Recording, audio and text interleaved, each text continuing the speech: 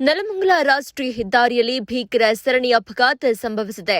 ಬೆಂಗಳೂರು ತುಮಕೂರು ರಾಷ್ಟ್ರೀಯ ಹೆದ್ದಾರಿಯಲ್ಲಿ ಸರಣಿ ಅಪಘಾತ ಸಂಭವಿಸಿದ್ದು, ನೆಲಮಂಗಲ ತಾಲೂಕಿನ ಡಾಬಸ್ಪೇಟೆಯ ಅಂಚಿಮನೆ ಗೇಟ್ ಬಳಿ ಈ ದುರ್ಘಟನೆ ಸಂಭವಿಸಿದೆ.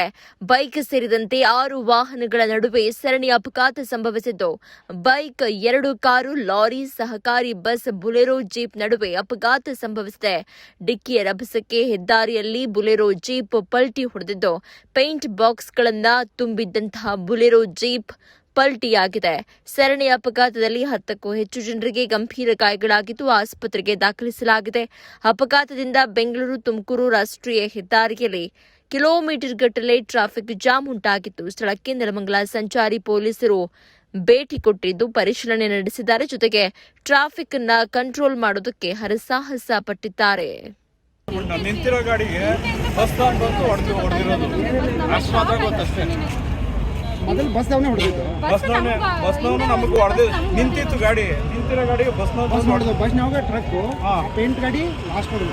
ಬಸ್ನವ್ನು ಫಾಲ್ಟ್ ಹೇಳ್ಬೇಕು ಅಂತ ಬಸ್ನವ್ನೇ ಅದು ಹಿಂಗೆ ಕ್ರಾಸ್ ಮಾಡ್ಕೊಂಡು ಬಂದು ಏನೋ ಇಲ್ಲಿ ಬಂದು ಹೊಡೆದಿರೋದು.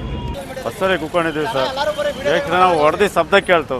ಹಿಂದೆಡೆ ಬಂದು ಲಾರಿಯಲ್ಲಿ ಹೊಡೆದ ತಕ್ಷಣ ಸೀಟಿಂದ ಎಲ್ಲ ಎತ್ತು ಬಿಸಾಕಿದಂಗೆ ಆಯಿತು. ಮುಂದೆಡೆ ಇರೋರಿಗೆಲ್ಲ ಪೆಟ್ಟು 4-5 ಜನಕ್ಕೆ ಹೊಡೆತ ಸರಿಯಾಗಿ ಬಿದ್ದೈತೆ. ನಮ್ಮೆಲ್ಲರಿಗೂ ಹಿಂದೆಡೆ ಇದ್ದವ್ರಿಗೆಲ್ಲ ಮೊಣಕಾಲಿಗೆ. ಬೆಂಗಳೂರಿಂದ ಹಿರಿಯೂರಿಗೆ ಹೋಗ್ತಿದ್ವಿ.